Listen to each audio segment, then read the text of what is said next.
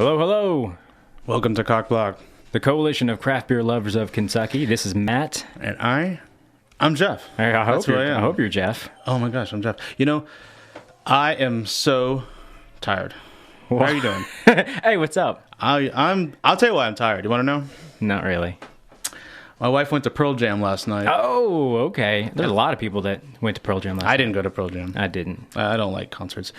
But that meant I was up basically because I couldn't fall asleep because she was rocking and rolling downtown. With some other strangers and probably strange guys wondering what she's doing for the rest of the night. Probably.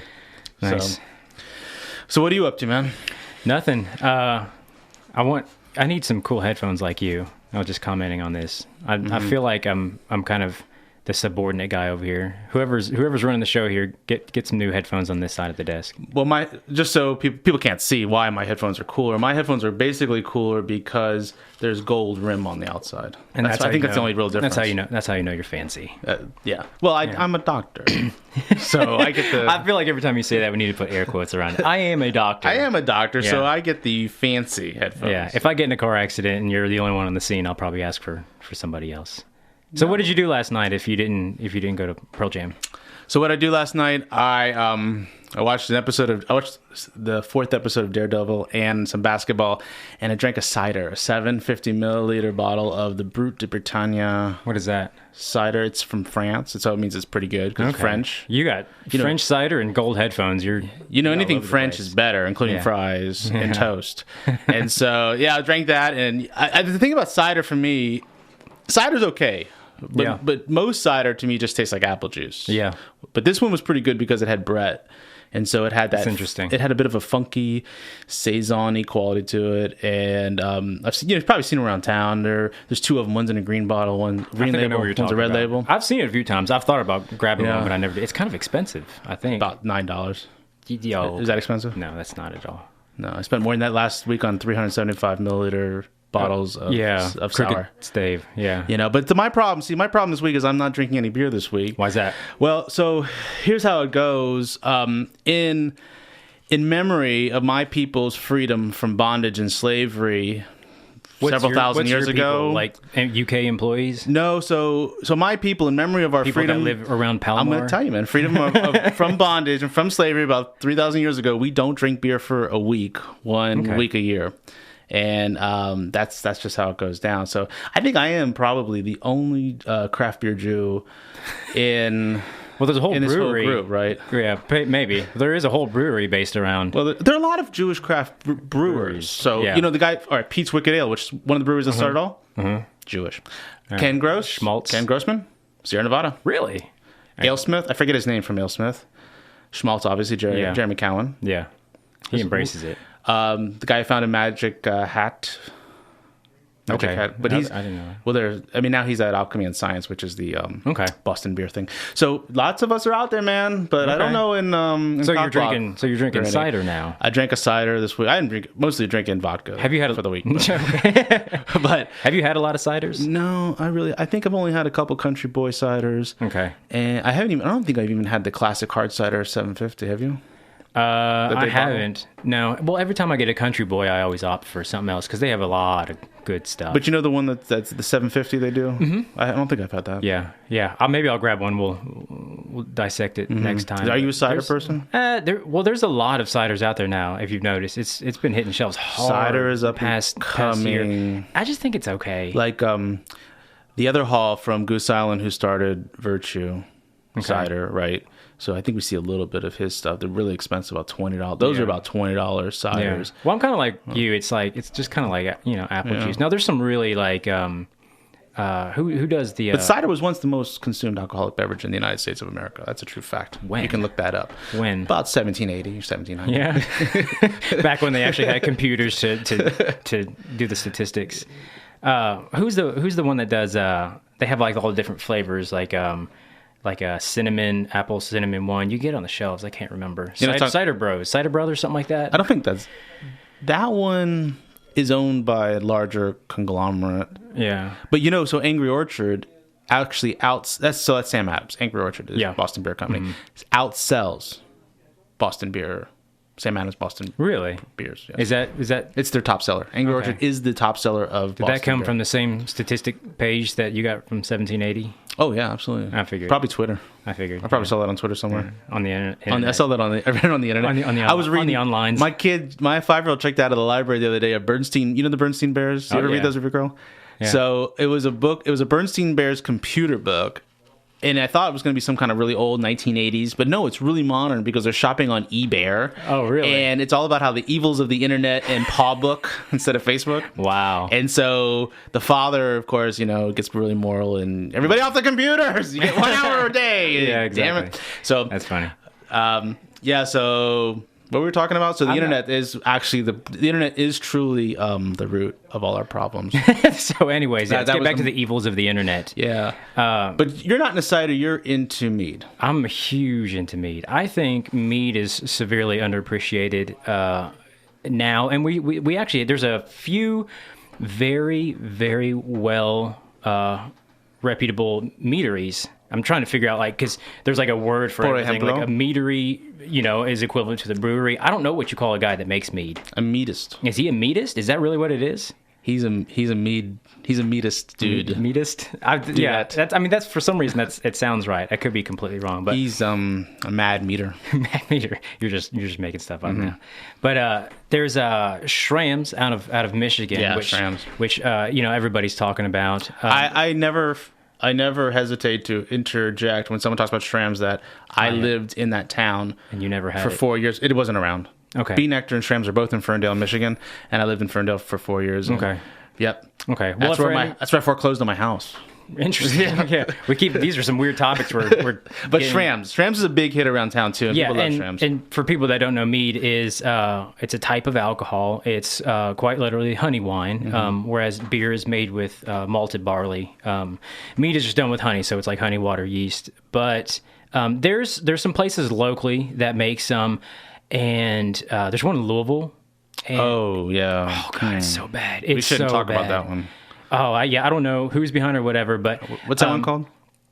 I can't remember. I don't want to say... You don't even see it here on the shelf anymore. Yeah. Well, I saw some on the shelf, and... Recently? Yeah, and it's still in my fridge. I refuse to drink the rest of it. But it's open? Yeah. It was not good. But the stuff out of Michigan, the Schramm stuff, is... most of it is brewed with fruit, and it is amazingly good. Now, they'll do, complete, half honey, half fruit batches. So, it's technically probably not considered a mead when you put as much raspberries and stuff in it as they do. But a lot of it is the same ABV as, a wine. So you're looking around 13 or 14%. But it's a kind of candy sweet. It's silky smooth. And we get it in Cincinnati now, which is just north of... Yeah, they just started distributing a little bit north of us. So I'm going to have to start taking regular sabbaticals up there to get some. Now, Schramm's is basically also kind of the nerds' meadery, right? That's the place where people... That's a meadery that nerds really trip out on, and are like... When there's a special release, they go crazy over... Like beer nerds, or are you talking about... beer nerds to trip out over special release, barrel aged, or sour beers. There's a whole mead nerd group, right? Because not all those Schramm's are easily available. Some of them are in the $50 range, maybe even more expensive. Well, they have around four regular offerings. They got a raspberry, a ginger and apple, and one called the Statement, which is like a blend.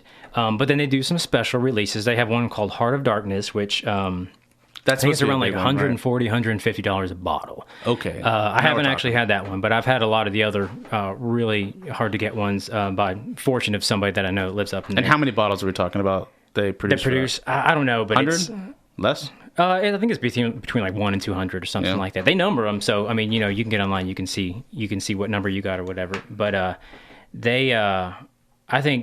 don't think enough people are into me. Oh, there's another one in Arizona called Superstition. I don't know if you've heard of them. Well, you've had some of them. No, I haven't. But our mutual friend who goes to Arizona all the time. Yeah, he actually brought me back one as a birthday gift, and I mean, we're talking that's expensive too. 500 milliliter bottle is like $80. And so, what's your assessment of that? Oh, it's fantastic! It's fantastic. I think so, yes. And the good thing is it's a lot of these are still, which means they're not carbonated, which means you can theoretically reseal them, and you can enjoy them at a later date, which helps when you have 500 milliliters. You don't want to just crush in one sitting, and it costs you $80. You know what I mean? So, but there's a lot of It's 500 milliliters. How can you not crush it in one sitting? Yeah, you end up doing it anyway, but it's strong too. You're talking about around 15% mark. So I mean, it's a sipper. You definitely got to drink it slow. Did you drink it in one night? Yeah. So you did drink it in one night, though. Yeah. Actually, no. I think my wife and I forced ourselves to drink some the next morning for breakfast too.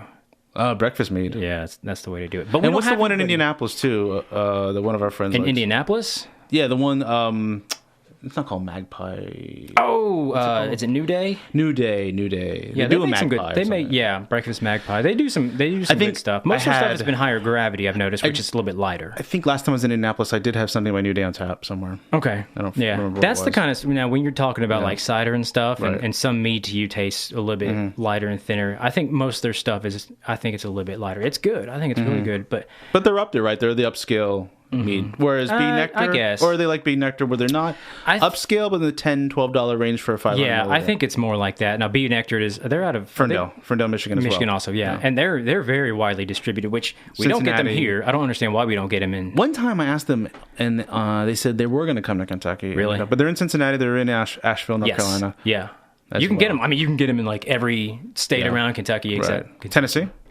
Probably, I don't know. Oh, you did. You said every state. Well, nobody's in Tennessee. Tennessee doesn't exist. West Virginia? Yes, you can probably get them in West Virginia. Do you know that for a fact? I am going to shake my head, and then we're going to move on.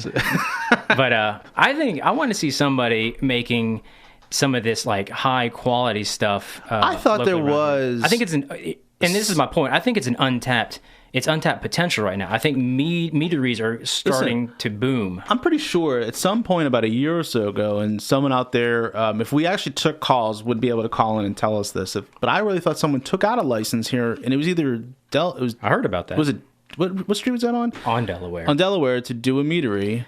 And last I heard, it got changed. Or was it a cidery? I think it was supposed to be both, and then now they're doing cider. And there is a new cider place opening in Louisville. Okay. I forgot the name too. So we're really informative. But I know. There was supposed to be some local cider mead. I remember the talk about mead, but it never came to fruition. Not yet.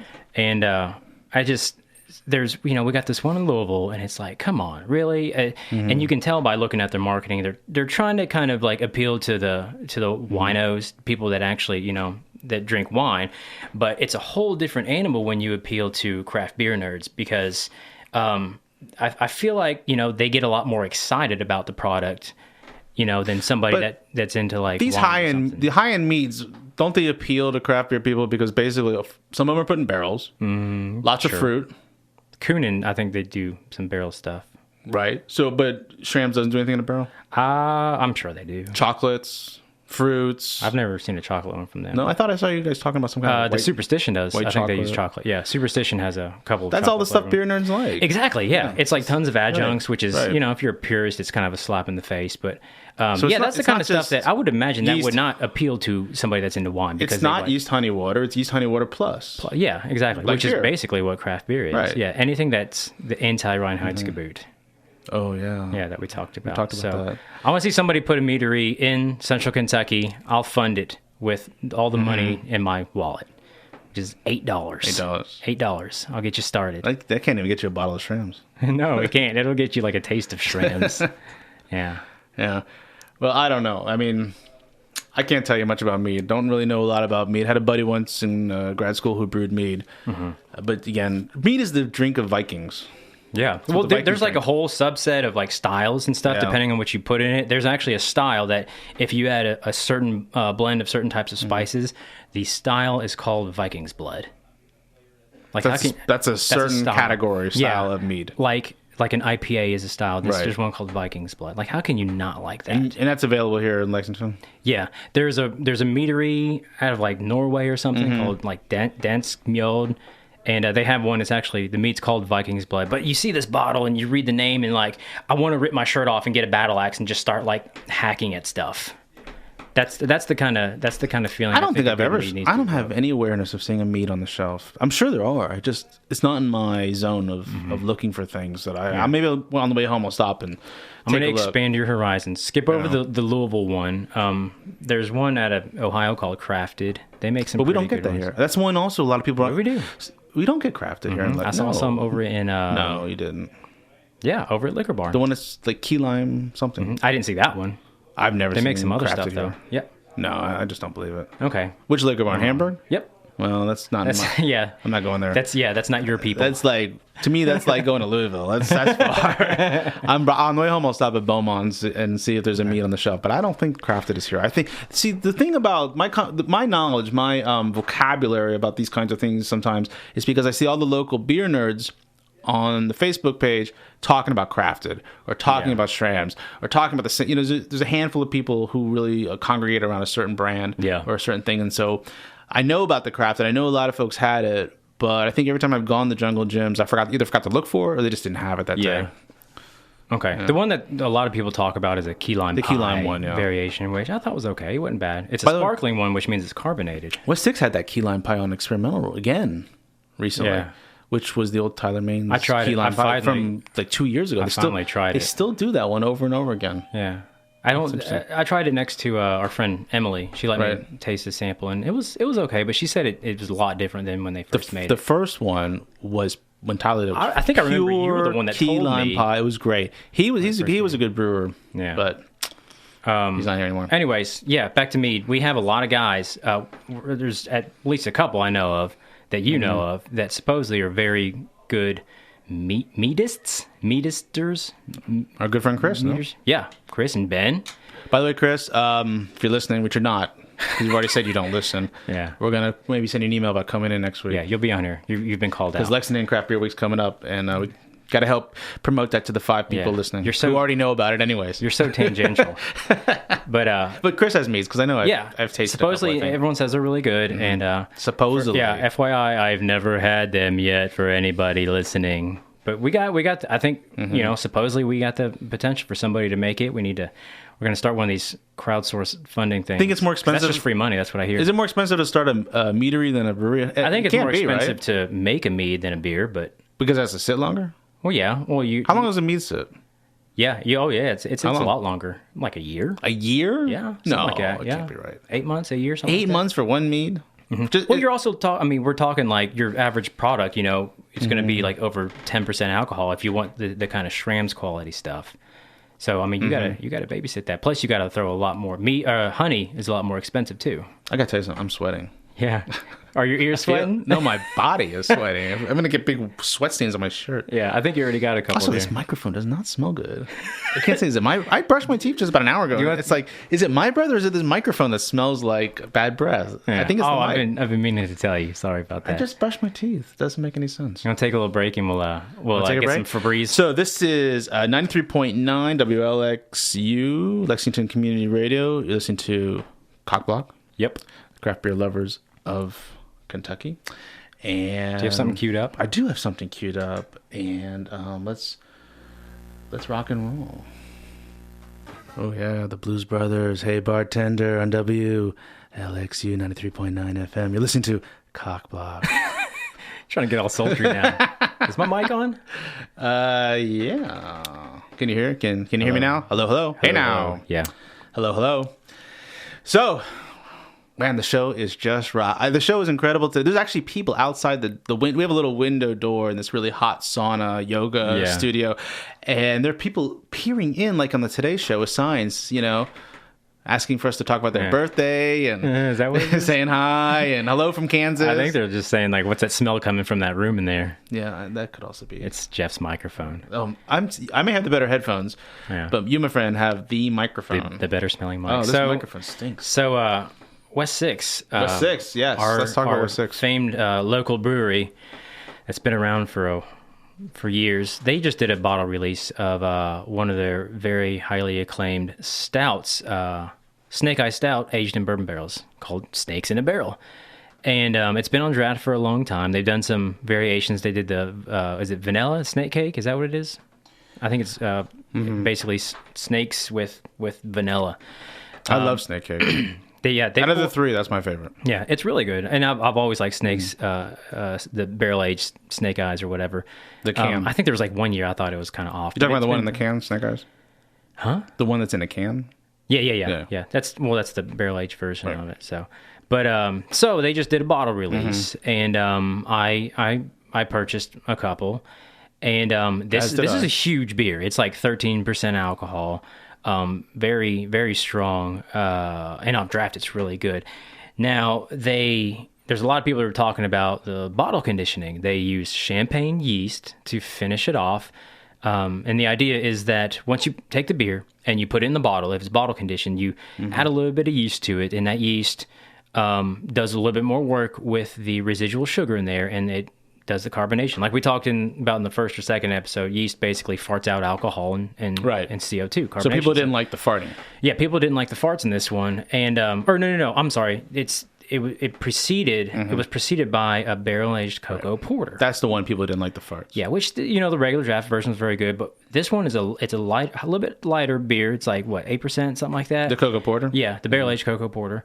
And they bottle condition it with champagne yeast. Champagne yeast is a very a voracious yeast strand. Like the little microbes are very they're very hungry, and they'll eat the crap out of crap.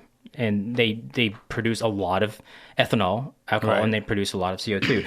Well, a lot of people, including me, had gushers with the barrel aged cocoa porter. Really? Yeah, not right when you open it, but you pour it and like. I'll get 2 inches of liquid, and I'll just and the whole thing just foams up. I didn't think it tasted bad. It was a little bit thinner, the barrel aged cocoa porter now, but it was it was a lighter medium that they were working with, and then used this very voracious yeast strand. It almost tasted like it kind of just like ate the beer. So I was a little paranoid when they did this with the snakes in the barrel because of the outcome with the cocoa porter, but you're happy with it. This was spot on. Like this was really good. It was actually a little undercarbed, which I kind of prefer in the higher gravity stouts because I like to sip on it like a like a nice glass of wine. You're drinking it slow. I only tasted from. I mean, I've had it on draft, but from the bottle. Jason and Jordan just gave me a tiny sip when they opened their bottle up when we were sitting there at 11 in the morning on the Friday of the release. Yeah. Excuse me. Which, by the way, I have to say was the greatest release of all time in the sense that I'm on my way to work, get there at 11. There's nobody there. Oh, yeah. I love that. That's the best. Well, there's still some on the shelf. You can probably get it. Yeah, I was there yesterday. You could probably get it today. Well, maybe. I have 2 bottles, so I'm all right. Yeah. I'll save the love for someone else. But we're just hanging out at 11 in the morning. I had no intention to have a beer at 11. Yeah. Having a couple beers. Buying a couple bottles, the best release. Nobody else is there. Yeah, love that kind of release. Well, they didn't do a whole lot of fanfare. I just know from a picture Todd posted online. Somebody else happened to see it at a Hell or Heaven IPA release. A guy who just grows the most wonderful mustache in the world. But this was really spot on. I was a little apprehensive, and I don't know if anybody else is, but it's also, very good. I actually drank a whole bottle by myself on a day where I was too busy and I skipped lunch, which was a huge mistake. But I had to drink it for science because I wanted to talk about it on the show. So it's very good. Also, beautiful label by Cricket Press, local printing operation here in town. They do a lot of the West 6 labels and designs. Really like the label a lot. I like that it has a little picture of a barrel on it and it says the year it went in and the year it came out. I saw that. That was actually cool. That was pretty cool, yeah. I like the artwork a lot. Like a whole year. Shout out to Cricket Press. Okay. Just getting that out there. Yeah, okay. They're nice people. I'm not getting a kickback if that's what you're insinuating. Yeah, whatever. I'm looking at you with squinty eyes. Yeah, I think I've got pit stains. My eyes are always squinty. I'm bringing a fan next time we do the show, I think. I have to have a fan in here. Or an AC unit would be even better. Talking about West 6, you were so tangential. I can't corral you. Talking about West 6. I'm like, you're like trying to hurt a cat. I can't keep you in one spot. West 6, the Hell or Heaven release that I was so excited about. Right. That's really good. I think it's better than last year. Did not try this. I didn't try this year's batch yet. I've only had like 8 or 9. Saw a lot of leaking cans online. I haven't had any, but people were saying it. I haven't had any. I guess when you put the top on too much, you could probably push it too hard or something. But supposedly they made a lot, so we'll I haven't had any Hell or Heaven from the new batch. I did have last week over there the Hoppy Sour, which I thought. Yes, I had that. That's solid, really good. Really good. And the Half Bite Session at about 3.5%. Yeah. Again, very tasty. Did you try nice beer? They got a Berliner Weiss. Another one? I think it's the old one. Was the old one back? Metavice? Yeah, that's an old one. That's a really good one. That's a good one. Very sour. Mm-hmm. That's back on? Yeah. Yeah, I was over there. Wait, no, I'm not drinking beer this week. I'm going crazy. Yeah, well, can't take it. You can keep talking about cider and everybody else will drink beer. Yeah, I was there yesterday. One of my buddies was in town for the Pearl Jam concert. We went down there. We had a few. And Hendrick Floyd that works up there, he let me try it. Which he was like, "Hey, good job on the podcast, man." I was like, "Hey, thanks." He goes like this. He goes, "It was good for a first show." Which one, the first or the second show? I don't know, but he was like, "It's good for a first show." I'm like, what's that supposed to mean? Like, it's just not good like by itself? Maybe he was listening to the second show, and he thought it was the first show. Yeah. Third of all, people, stop calling it a podcast. We are live on the air. It's just that you're watching the YouTube, which I guess then is a podcast. I think it is technically. And I think it's just because nobody can actually hear us live on the air because the signal's really... When I'm over on Broadway and Waller, I can barely get 93.9. Yeah. And I don't know where else you get in the city. So no one's really listening to us until maybe you put it online. And then they call it a podcast. I'm like, no, man, it's a radio show. Yeah. We're radio stars. Yeah. And you need to remember that when you keep going on these freaking tangents. I'm not on any tangents. Yeah, I'm going to corral you. I'm just doing the show. Talk about beer. This is the show. Talk about the beer that you haven't drank. The show's about beer, but it's also a show about us and our lives. No, it's just about beer. Nobody wants to hear that. Struggles to be recognized. I don't think anybody wants to hear by that. our spouses. No, that's not what we're talking about. And our failed marriages. Yeah. It's about this is a show about, this is COCBLOK, first of all, the Coalition of Craft Beer Lovers of Kentucky on 93.9 WLXU FM, Lexington Community Radio, which is a great project to support Lexington Community Radio. You should always, find the time and the money to support this station. This is not a fun drive, so just throwing that out there. And we need to buy an air conditioner for the studio. I'm going to be honest, man. Summer is going to be killer in here if we're doing a show in the summer. So you haven't had any beer. Friday was the last day I had. The last beer I had was a Crooked Stave. With the Crooked Stave. Which one did I have? Oh, the new Nightmare with the raspberry. Nightmare on bread. Did you get that locally? Yeah. I can't buy their stuff anymore. I mean, I can, but it's too expensive. It's expensive. And it's expensive stuff at $15 a pop. Personally, I don't like the really overly sour beers too much. And Crooked Stave, like when I first had them, I was like, "It's pretty good." But acidic. When it rips the enamel off your teeth, I think everything needs to be kind of contained within moderation. I did get a small box of beer this week from New Jersey with some cartons in it. Yeah. And a spell. Carton is a brewery. Yeah, cartons are a brewery. Not actual cartons of milk. Yeah, the person did not mail me box cartons. It was the brewery carton from New Jersey. I forget which ones again. But then there was also 750 maybe of a brewery called Spellbound, which I've never had. Okay. It was some kind of anniversary aged barley wine thing. So maybe that'll be good. So that came in. Can't drink it. Okay. Yeah, can't drink that. Just sitting around. And I think I saw a couple interesting Stillwaters the other day on the shelf. I grabbed a couple cans. One was a bunny. It was a Stillwater bunny. You know which one that is? Mm-mm. And there's a new Moreland IPA on the shelf. Is it the not Thunderbird? Not the pig one. No, it's an IPA. It's called. I really see. The thing is, I mean, I'm at work all day and my brain's fried. And then I come in here and I'm like, what's that beer called? Yeah. But there is a new 6-pack of Moreland IPAs. And they're actually kicking it up from a brewery that maybe we thought was okay to doing some really cool stuff. Well, they lost their brewmaster and they hired somebody else. That helps. But he actually went to go start another brewery. In Cincy? If I'm not mistaken. Northern Kentucky. I have to look that up. In Northern Kentucky. Yeah, I have to look that up. Did you see someone said Braxton distributes to Frankfurt? Mm-mm. It doesn't make any sense. Why would they not distribute here? I don't know. So do you like the real sours? I've used to, and I think there's something going on lately where when they're so acidic, and I drink a whole 22 or 750, or even a 375 for that matter, I really start to feel it. And I don't know if you read, so the other day that Cascade out of Portland, Oregon is expanding distribution, and this was also one of those breweries I think early on that I got exposed to that I just loved. And they used to do mostly sours, and they have a tap room in Portland where you can just sit and drink sours, which the only time I was in Portland, they were just building, so I didn't get to go to it. But they used to do, before they opened that tap room, they would mail order their beers. So you could go online. To Kentucky? Well, I didn't live in Kentucky then, but I don't know that they had any restrictions. But you would go online. They would say, okay, today, this one's released. And you could then go online, fill out an order form. And it was really low tech. It would, you'd email the order form. I remember trying to do it once with some buddies.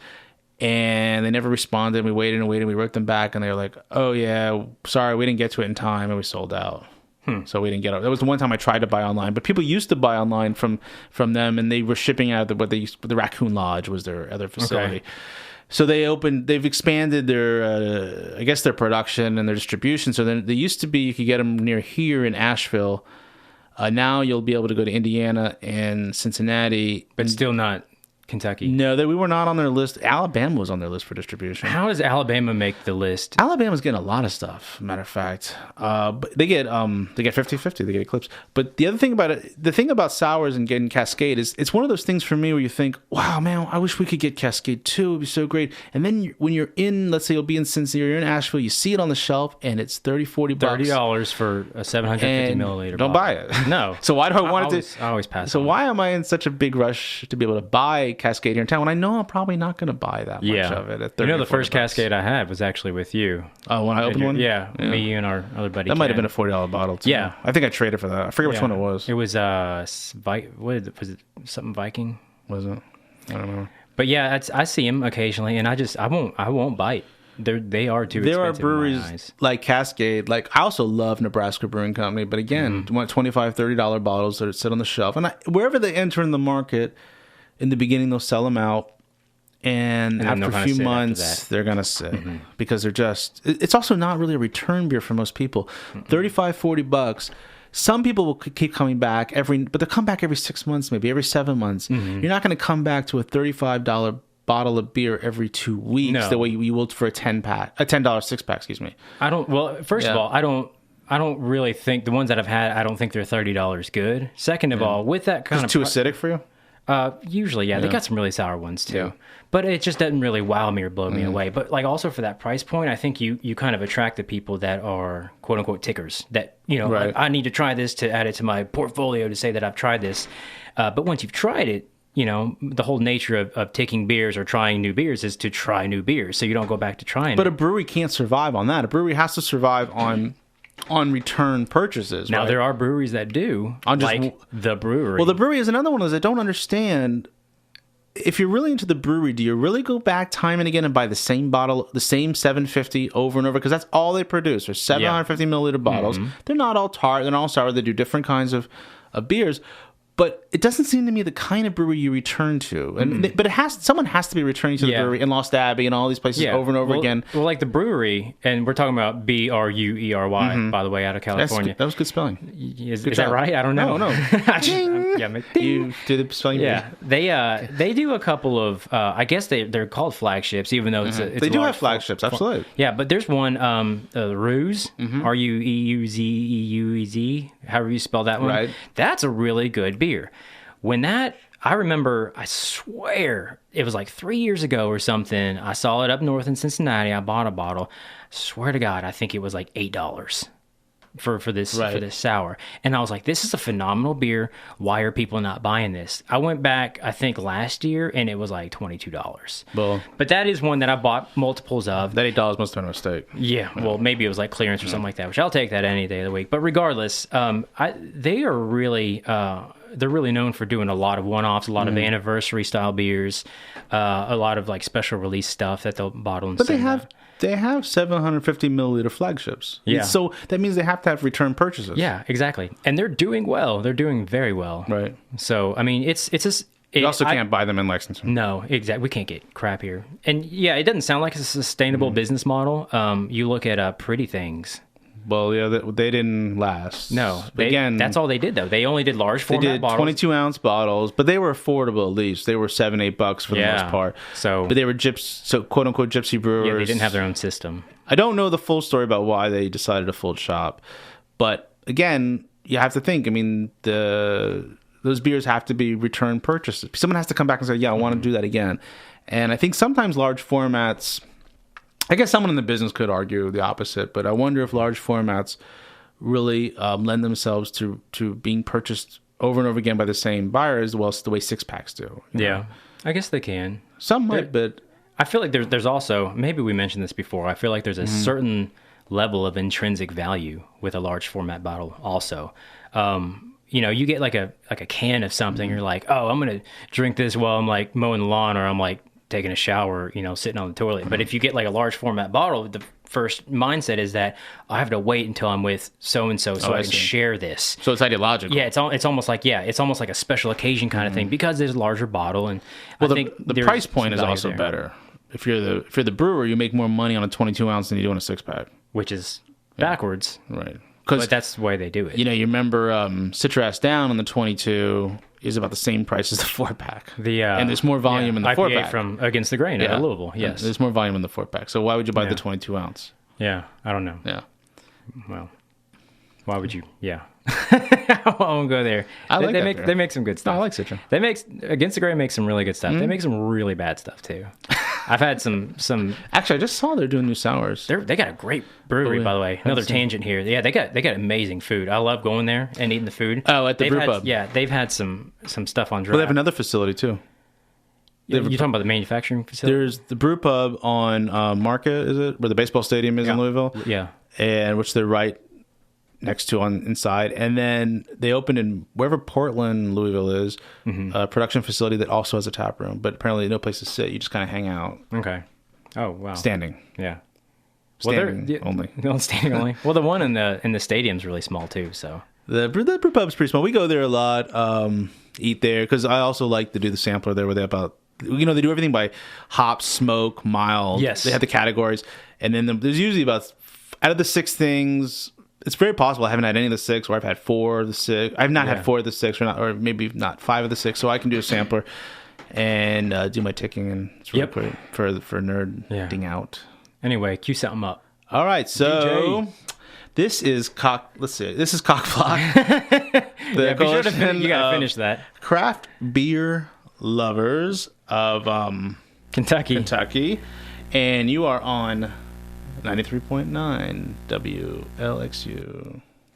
Well, that was interesting. Nice. You're listening to 93.9 COCBLOK, the Coalition of Craft Beer Lovers of Kentucky. I'm Jeff. And I'm Matt. And man, this is an exciting, amazing day. I wish we had sound effects, a drum roll, explosions to announce a new feature on the show. I guess. We want to start doing some fun stuff. So I was originally going to pick out a really good beer review, and we're going to read beer reviews. And I was going to make Jeff read it all sexy-like to some Barry White. But I realized that I don't want to have to find a new song every time we do a beer review. So we're just going to play a game. You're going to try to name that beer. You got to read the beer review. Right. And you got to figure out what beer it is being reviewed.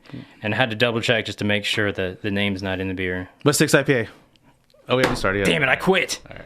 No, it's not. This is actually a review that I wrote. Well, don't show me. You got to read it. Oh, I have to read it. You were going to read it to me. Oh, I can read it. That's fine. It doesn't matter. You got to guess. I'll read mine to you because okay. It's on the computer. Okay. You got like more than one, right? I could. No, well, I mean, if you didn't. I could. Okay. You go first. This is a review from Rate Beer. You're going to have to speak up. Can you hear me now? I got headphones on and a microphone. All right, so this is a review. I can't even hear you. Clear. Well, it says the look. Clear, dark, golden body, topped by persistent small beige head. Nose is clean and bright and citrus fruits. Taste has good fresh rye presence with its usual intrinsic spiciness, some caramel, a generous hopping that is predominantly citrus fruits. Obviously plays in the same territory as the classic Founder's Red Rye. A little less rye forward and less hop forward as the Red Rye. Kind of a lower, intensely version of the Red Rye. I liked it a lot. Another rating, and I have become so proficient with this whole Rate Beer thing that I am now riding my bike with no hands and using my smartphone to upload this at... That's it, man. Can you guess that? Is that who wrote that? Is that you? No, that's a dude. Actually, I looked him up because he was I traded with this guy once. He's from Canada, and he was really angry. He's Canadian. That's what Canadian. Yeah, it's a Red's Rye Pale Ale. Well, he's comparing it to Founder's Red Rye. Why would he compare it to Red's Rye over and over and over again? It's not that beer, but he's comparing it to. Okay. So they changed Red's Rye from an IPA to a Pale Ale. It used to be an IPA. Well, or no, it used to be a Pale Ale, and they changed it to an IPA. I got it backwards. Maybe the clue is rye. Okay. I picked a review of something that we've seen here in Lexington. So it's not a really obscure beer.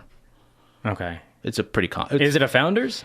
No, it's not Founders. Okay. I feel like I've been like misled now. It's like Founders Red Dry, Founders Red Dry, but it's not Founders Red Dry. I don't know. Is it something from Stone? No. Is it an IPA? Yeah. Okay. It's a beer. It's a brewery that has good distro in the Midwest that we get here. Big brewery, Midwestern brewery. It does a rye that's really tasty. Okay, the rye is what's throwing me off. I don't IPA rye, you know. Yeah. Well, yeah. Yeah. For some reason, I'm not placing any IPAs. Let me tell you. Yeah. What is it? Sure. Are you ready? Yeah. Here we go. What is it? It's Great Lakes. Great Lakes. Right at the Tiger. Right at the Tiger. That's what I was going to say. Yeah. That's what I was going to say. Yeah, it was right on the tip of my tongue. I have a girlfriend. Yeah. You don't know her. She lives in Niagara Falls. I was going to say that. You never met her. Okay. All right, your turn. Are you ready? Yeah, I gotta get a sip of water. Let's go. I'm going to crack my knuckles there. And That was audible. All right, here we go. All right. This is a review written by me. It's you. Yeah, right. I actually wrote this one. Was this for Untappd? This was Beer Advocate. Beer Advocate. Yeah, I used to write reviews a lot, and then I stopped because it's way too time consuming, and I just don't care. But this is a couple years ago. I just bought a 12-ounce bottle of this for $6 on a whim. I've had a few braggots, and I've found them challenging and interesting. A fun beer, if anything. I enjoy dissecting them and picking apart their characteristics. This one is different. At first waft, there are hints of toffee and caramel, a lot like something that's been bourbon barrel aged.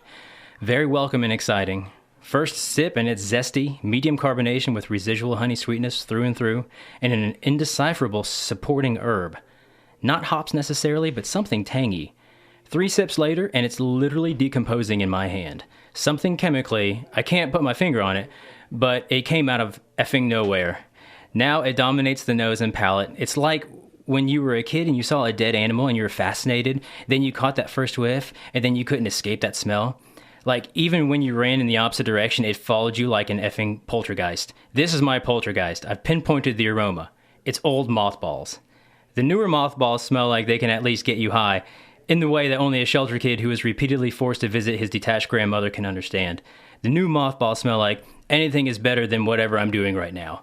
Like, it's not good, but it's better than smelling anything else in the house. This smells like old mothballs, like ones that have lost the gasoline/rubber cement nasal umami and are only left with an amalgamation of whatever other aromas are in your grandma's closet, along with gross mothballs. This is my first drain pour in God knows how long, probably since I drank a Cave Creek chili beer. I would drink a Cave Creek right now if it would wash the taste of this toxic pollutant out of my brain. I'm going to buy another and put it in my closet to prevent insects from eating my coats. Appearance is nice. Wow, Hemingway. No wonder you don't want to do reviews anymore. My reviews are like, good. Tastes good. That's probably the last one that I've ever That's, written. Wow. All right, what is it? That's the Nobel Prize for beer review literature, I think. You like that? Figure it out. What is Patterson. What is it? Oh, wow. So, first, you kind of have... Was it a braggot? Because you were... I mentioned the style. It's a braggot. Okay. There aren't a lot of braggots out there. And then, no bragging. And then you said it tastes like mothballs. I heard that part. And then something about killing someone and hiding their body. So, yeah. Is it a Widmer beer? No. See, I'm trying to think of... Was it something you could have bought here? Not in town. I got it up in Cincinnati. It's a braggot that you could buy in Cincinnati. Wow, man. The only ones that come to mind, braggots, off the top of my head, I'm sure there's the Widmer one they do in the box. They did it one time. I didn't even know Widmer did a braggot. Yeah, maybe it was like one of the one-time things. What could that be? Well, I'll tell you. I'll give you a hint. Stump the buoy. This is a, I guess they're technically a brewery. They make a lot of soda. They make soda. Is it Coca-Cola? No. Oh. Well, yeah, they make soda that we can actually get their soda in town. We can get their soda. Is it? You could get it at a liquor barn. I think I've seen it there. I don't either. I think I've seen it there. I don't drink soda. I think the only alcoholic soda I can think of is too new. No, non-alcoholic soda. Like they make regular soda. They make cream soda. I think they make like root beer. This is Dr. Brown's. Nope. Well, I'm lost. Okay, I'm going to just throw out a wild guess. I don't know many soda makers that actually make beer also. I mean, this is like the only one I could ever think of. Right. Is it Bluegrass Brewing Company? No. Okay. Goodwood, is that what you meant? Good is a Goodwood. This is I got no deal. It's a Sprecher. Sprecher, right? Yeah. That's a good. Soda was a good clue. Yeah, they actually. I was at Jungle Gyms and I was walking by, and you go through there. It's like, oh, it's new, and this was years ago, and it just sitting on a tower of Babel there. Just a huge thing of beer, and they were like really expensive, and I was like, oh, I'll try one. I never had an actual beer by them. Grossest thing I've ever put in my mouth, and I put a lot of things in my mouth. Oh, I know. Yeah, it was gross. We don't want to talk about our. Yeah. Yeah. So if you like mothballs, you'll love you some Sprecher Braggot. Are we gonna do another one, or is that it? You can do another one. All right, we'll do. I'll do one more over here. This comes from the website Rate Beer.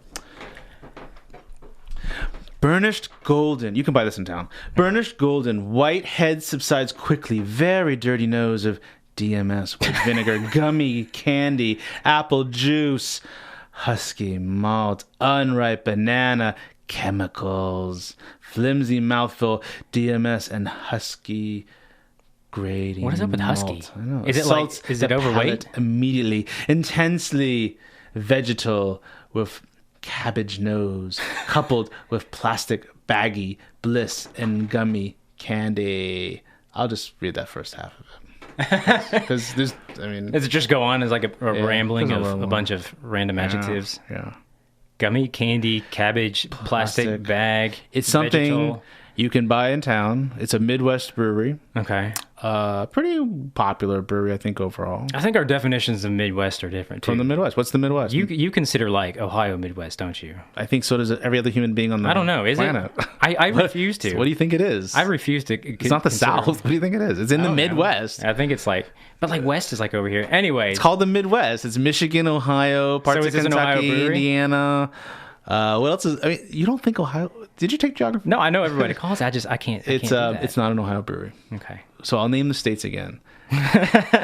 Welcome to Geography 101. Indiana, Michigan, Ohio. I think parts of Kentucky are Midwest. What else do we consider the Midwest? Well, that's enough states. You don't need any more. Okay. So what? Indiana? No, it's not Indiana. Okay. Gives you one more. Is it Ohio? No, it's not. Did we say that already? Yeah, I said that. So you got another state to talk about. Kentucky? No, I said another state is in the Midwest. Indiana. Michigan, dude. It's gotta be Indiana. Okay. Michigan brewery. Yeah. Vegetal notes, plastic baggie, DMS. I didn't write this. I don't know who wrote this. And it's something that's like on the shelves. Is it like a regular? Yeah. You can buy this. I don't know if it's seasonal or not, but you can buy this on the shelves. Okay. I'm gonna need to use a lifeline. Okay. I want you to give me the style. Saison. Is it? The brewery's name has the word new in it. It's New Holland. Yeah, it's New Holland. New Holland does a Saison? Mm-hmm. Do they? Yeah. What's the Saison called? Is it just called Saison? Monkey King. Oh! Damn it. I didn't... Really? Yeah. Well, that's DMS and plastic. That's not my review. Matter of fact, I don't even have a review for this. Okay. So I've had that one. I didn't think it was great. I didn't think it was... I don't see a review. Put cabbage which there. Means like if I see it, I can buy it and review it. But so whatever. I think that guy's way off. Yes, I think so. Did you ever see? I haven't had it in a long time. There's a video of brewers reading bad Untapped reviews. We'll get a brewer in here and we'll get him. We'll find some bad reviews. That's a great idea. Let's get a brewer in here to read the reviews of their brewery. Yeah. The only problem is if you get in, we gotta go write some bad ones. If you get anybody from Ethereal and you go to Rate Beer, I think I'm the only one who ever rates their beers. Really? Yeah. Well, we'll start big. Let's get Ken Grossman in here. You seem to know who he was. Yeah, I know Ken. Yeah, we'll get him in. We go way back. Yeah. The old days of Sierra Nevada on the line. Me and old KG. Oh, K. We call him K. Call him KG. So what are we looking at? We're looking at about 5 till... I hate when you talk about the time. I feel like you're just like... I just feel like we've said a lot, maybe too much. I was sweating as much as you were when you were reading that last one. I have pits. Yeah. Well, it's the way you talk. It makes me hot and sweaty. Really? What are you doing after the show? Yeah. You have anything going on? No. No? You're gross. Want we get a cupcake or something? Okay, let's go. So, anything else? I mean, we got another show coming after us. We probably should give a chance to set up. All right, Chris, you're coming in next episode. And Ken Grossman. We'll see you guys in in a week. You've been listening to COCBLOK, the Coalition of Craft Beer Lovers of Kentucky, on 93.9 FM WLX. And nice. I'm Matt. I'm Jeff.